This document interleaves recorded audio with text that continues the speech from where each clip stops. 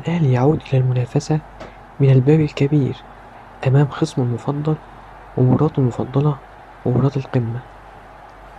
الجرأة تنتصر على الحذر.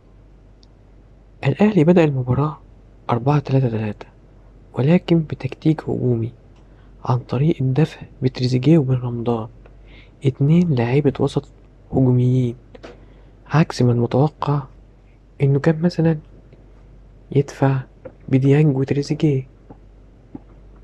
الزمالك كان بيقابل الأهلي بطريقة شبه 4-4-2 في حالة استحواذ الأهلي، ولكن كان في كسل من أطراف الزمالك في الضغط على أجناب النادي الأهلي.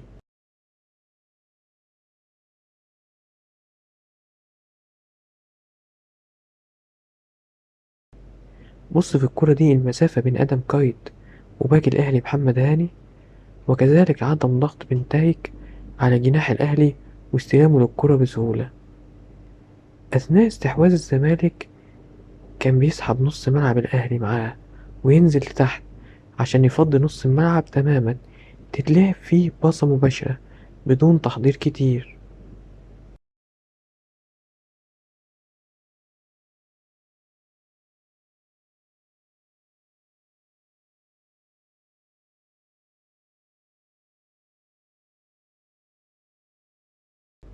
الأهلي كان بيقابل ده بالرقابة اللصيقة مان تو مان مع لعيبة نص ملعب الزمالك، وكذلك تقدم خط الدفاع عشان يقلل من خطورة المساحة اللي اتخلقت في نص الملعب.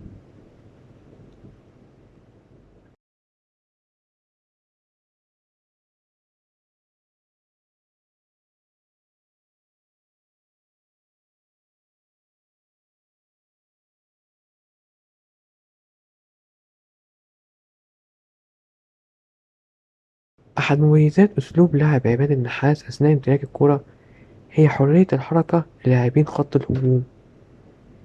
هنا بنشوف تريزيجيه بيتحرك بحرية من أقصى الجبهة اليسرى إلى الجبهة اليمنى، وده بهدف خلق زيادة عددية مع بن رمضان. هنا بنشوف طاهر إن المفروض جناح يمين بيستلم الكرة في أقصى الجبهة اليسرى، ولكن المحصلة إن الزمالك خطف ضربة جزاء بسبب الانطلاقات والسرعات، ثم تراجع بقية المباراة، وده خطأ خلى الأهلي يهاجم براحته بدون الخوف من الزمالك إنه يشكل أي خطورة. الأهلي سيطر على مجريات الباقي من المباراة ولكن بدون تأثير بسبب سوء تصرف لاعبي الخط الهجومي وعدم التصرف بالكرة بإيجابية أثناء ما الكرة تكون بين رجليهم.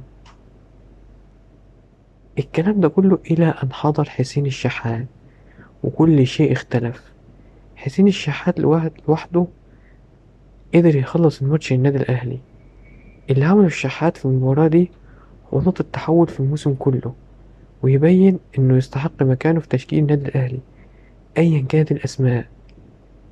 الزمالك بعد كده استفاق وقرر يلعب باتنين فراودة وعمل هجمة خطيرة، رد الكابتن عماد النحاس على ده بالدفع بديانج وتراجع الفريق بأكمله الدفاع والاعتماد على الهجمات المرتدة.